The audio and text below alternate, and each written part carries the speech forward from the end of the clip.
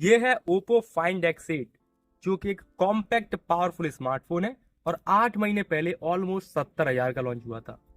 But casual sales में आराम से 50 से 55,000 रुपए में बहुत सारे लोगों ने लिया है और अभी आने वाली बिग बिलियन डे सेल में आराम से 50-55,000 के आसपास बिकेगा।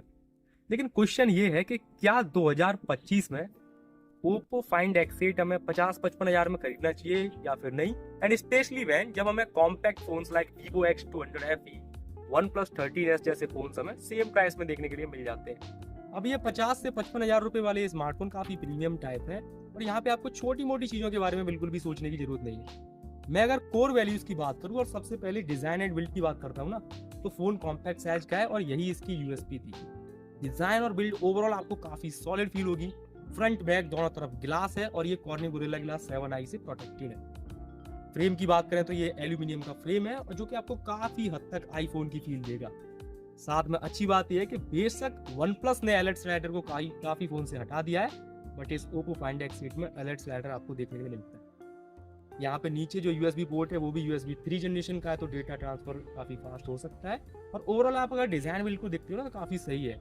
बारिश का मौसम है, पानी में घूमना है तो वहाँ पे भी टेंशन नहीं है। फोन IP68 और 69 दोनों के सपोर्ट के साथ आता है। तो overall design and build premium phone है भाई। 70,000 रुपए का लॉन्च हुआ था तब भी सॉलिड था, आज के टाइम पे 50,000 में देखोगे तब भी सॉलिड। फ्रंट से अगर जो डिस्प्ले की बात करते हैं तो डिस्प्ले काफी कमाल का है। 6.6 इंचेस का 1.5 के रेजोल्यूशन का एक एमोलेड डिस्प्ले है। ये 10 बिट का पैनल है, डॉल्बी विजन को सपोर्ट करता है, HDR10+ को सपोर्ट करता है और यहाँ पे 1600 निट्स का आपको हाई ब्राइटनेस मिलता है। ऑल दो जो पीक ब्राइटनेस है वो कंपनी 4,500 निट्स क्लेम करती है और 1600 निट्स भी मोर देन एनफ होती है। फिंगरप्रिंट स्कैनर की आप पोजिशनिंग देखोगे, स्पीड देखोगे तो वो सारी चीज़ें सही है। और जो मोस्ट इंपॉर्टेंटली ये फोन एकदम परफेक्टली सिमेट्रिकल बेजल्स के साथ आता है और बेजल्स भाई एकदम बहुत ही पतले हैं। तो सामने की तरफ से जो स्मार्टफोन है बहुत ही प्यारा दिखता है, मतलब एकदम कमाल का। ब्राइटनेस कमाल की है, आप इंडोर आउटडोर कहीं पे भी यूज कर लीजिए। कॉर्निंग गोरिल्ला ग्लास 7i का प्रोटेक्शन है तो ऐसे खास टेंशन वाली बात भी नहीं है। तो डिस्प्ले एकदम कमाल की है। मैंने इसको मोस्टली आउटडोर ही टेस्ट किया और आउटडोर ब्राइटनेस में कोई दिक्कत नहीं है। मूवीज देखिए, वेब सीरीज देखिए, HDR को ये हर OTT प्लेटफॉर्म पे सपोर्ट करता है, कोई दिक्कत वाली बात नहीं है। बहुत ही अच्छा प्यारा डिस्प्ले है। 120 हर्ट्ज का रिफ्रेश रेट भी, क्योंकि इसका प्रोसेसर काफी पावरफुल है तो उसको भी काफी अच्छे से मैनेज करता है। साथ में अगर मल्टीमीडिया का एक्सपीरियंस और बेटर किया जाता है ना तो वो इसके स्पीकर की हेल्प लगती है और स्पीकर भी इसके कमाल के हैं। डुअल स्टूडियो स्पीकर है, लाउडनेस काफी अच्छी है, बेस है, स्पीकर्स में ट्रेवल भी काफी अच्छा है।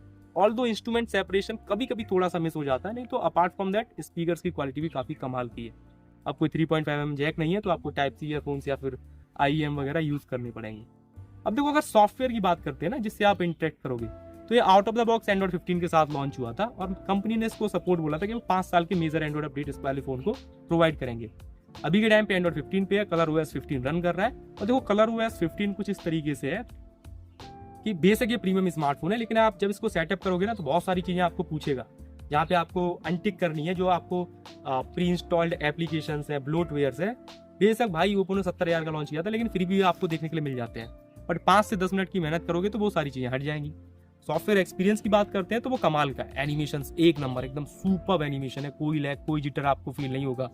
कमाल के एनिमेशन है। फीचर की बात करें तो भाई ये कस्टम UI है, ढेरों फीचर है। जो फीचर आपको चाहिए, ऐप लॉक, इसकी रिकॉर्डिंग, ऐप हाइड कर, मतलब जो भी आपको चाहिए ना, मैं क्या एक एक करके सारे गिनाऊं, वो आपको सॉफ्टवेयर में देखने के लिए मिल जाएंगे। अब ये iOS की काइंड ऑफ कॉपी टाइप है जो ColorOS 15 है, बट वो आपके पसंद की बात है। अब पर्सनली मुझे बताओ, मुझे ColorOS 15 काफी सही लगता है। और एक्सपीरियंस की बात ऐसी है कि देखो, एक्सपीरियंस प्रीमियम है, कोई लैग जिटर वो आपको फील नहीं होंगे। और ColorOS 15 ऐसे कोई नया OS नहीं है कि जो आपको एकदम पूरा एक्सप्लेन करना पड़े, आपने किसी न किसी स्मार्टफोन में यूज किया ही होगा। और स्मूथनेस वगैरह मुझे पूरे UI में फील हुई और मैंने ऑलमोस्ट 2-3 दिन ये टेस्ट किया, मुझे कहीं पे भी ऐसे कोई जिटर वगैरह ऐसे मेजर नहीं फील हुआ। कभी कभी जब बहुत सारे एप्लीकेशन रैम में जब है तब थोड़ा बहुत कभी कभी फील हो गया कि किसी ऐप से जब स्विच कर रहे हैं, जब बहुत सारे एप्लीकेशन ऑलरेडी रैम है तो माइनर जिटर आ गया या फिर माइनर कोई छोटा मोटा लैग आ गया। बट अपार्ट फ्रॉम दैट कोई दिक्कत नहीं है और होगी भी नहीं, क्योंकि इस फोन को चलाने के लिए 3 नैनोमीटर बेस्ड Dimensity 9400 है भाई, काफी पावरफुल चिपसेट है और इस कॉम्पैक्ट फोन के हिसाब से तो एकदम कमाल का। साथ में यहाँ पे 12 GB की LPDDR5X रैम है और बेस 256 GB स्टोरेज आता है जो कि UFS 4 वाला है। तो जो नंबर्स है वो कमाल के हैं। AnTuTu स्कोर ऑलमोस्ट 2.7 2.8 मिलियन आता है। Geekbench के नंबर भी एकदम कमाल के हैं। तो परफॉर्मेंस से तो कोई निराशा नहीं है। 50,000 में भी one of the best performance वाला स्मार्टफोन है, आराम से। बट जब ये फ़ोन आया था तो लोगों के दिमाग में काफ़ी डर था कि ये कॉम्पैक्ट स्मार्टफोन है, मे बी हीट करता हो, क्योंकि कॉम्पैक्ट स्मार्टफोन में हीट डिसिपेशन के लिए बहुत ज़्यादा जगह नहीं मिलती।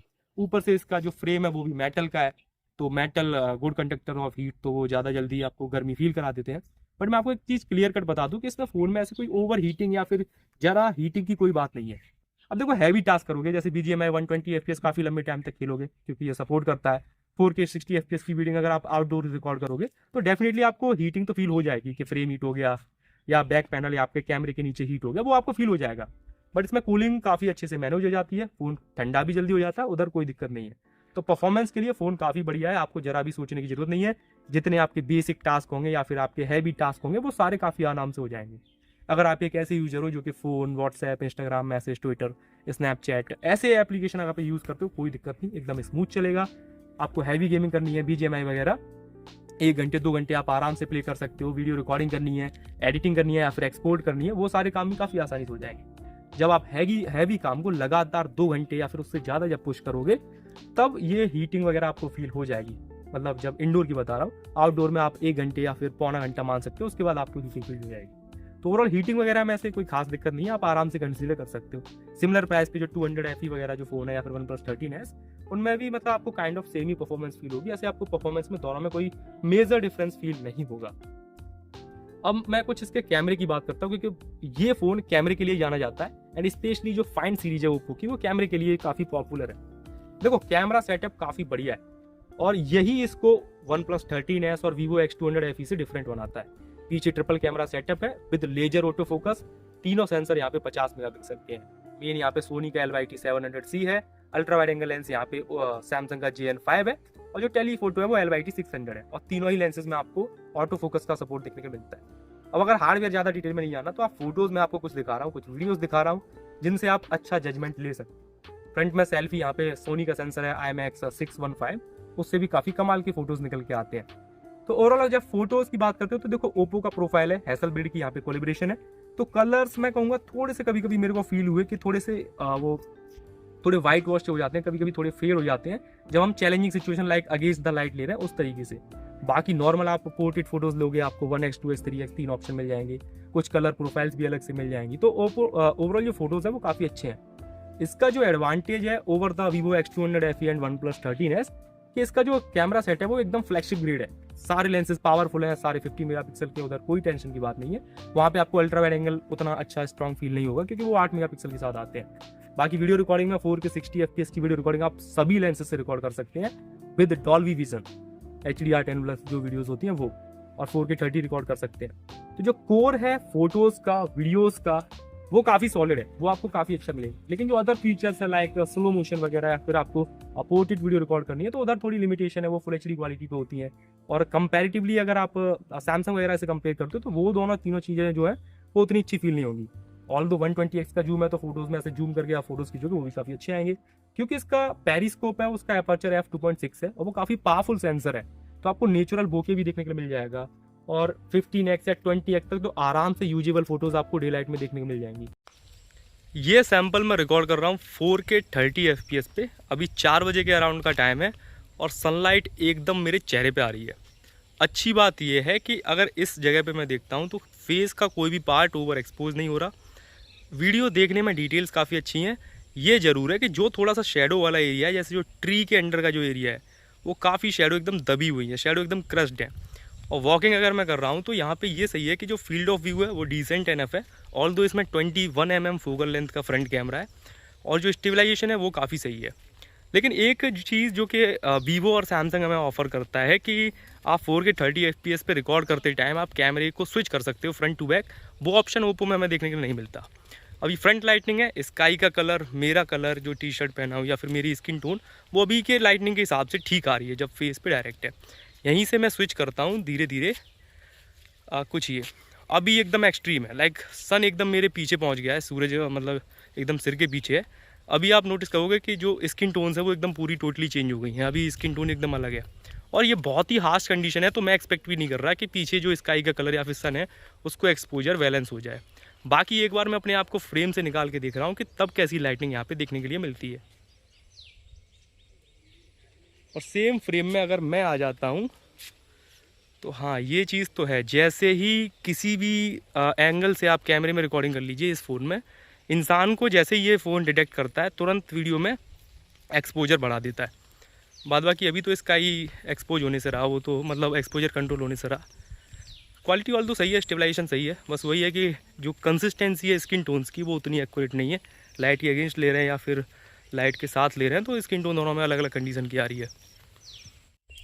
ये वीडियो रिकॉर्ड कर रहा हूँ मैं 4K 30 FPS पे, और 4K 30 FPS ऐसी सेटिंग है कि इसमें आप सभी लेंसेज में शिफ्ट कर सकते हो। अब ऑल दो फोकसिंग वगैरह देख रहे हो तो काफ़ी सही है। अभी यहाँ पे ये खड़ा है, ये एकदम शेड में खड़ा है, पेड़ की एकदम शेड है, और मैं अगर आपको पैन करके दिखाऊं तो पैनिंग में स्मूथनेस डिसेंट एनफ है। बाकी अगर स्टेबलाइजेशन का पता लगाएं तो अभी हम चल रहे हैं, और इसी के साथ ये वाइट कलर की टी शर्ट है, तो डायरेक्ट अगर सनलाइट पड़ती है तो एक्सपोज होने का बहुत ज़्यादा चांस है, तो वही हम नोटिस करेंगे। तो वॉकिंग डिस्टेंस पे काफ़ी अच्छी स्टेबलाइजेशन है, और वही एक 50-60 हज़ार रुपये के फ़ोन से एक्सपेक्टेड है।